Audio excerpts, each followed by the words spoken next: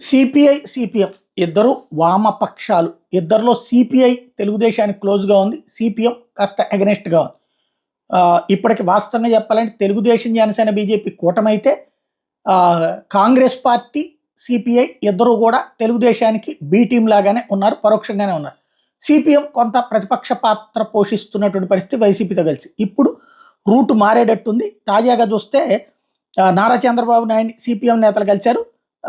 తాజాగా సిపిఎం రాష్ట్ర కార్యదర్శి డి శ్రీనివాసరావు, కేంద్ర కమిటీ సభ్యులు ఎంఏ గఫూర్, రాష్ట్ర కార్యదర్శి వర్గ సభ్యులు Y Venkateswararao, CH Baburao, K Prabhakar Reddy కలిసి ఎన్నికల్లో ఘన విజయం సాధించినందుకు అభినందనలు తెలిపారు.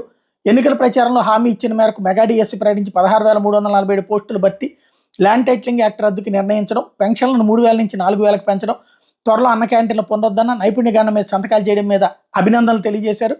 కేంద్రం నుండి రాష్ట్రానికి విభజన చట్టం ప్రకారం రావాల్సిన నిధులు, ప్రాజెక్టులు సాధించాలని చంద్రబాబుకు సూచించారు. సాగునీటి ప్రాజెక్టుల పూర్తికి ప్రాధాన్యం ఇవ్వాలని, పోలవరం నిర్వాసితులకు 2013 భూసేకరణ చట్టం ప్రకారం పరిహారం ఇవ్వాలని కోరారు.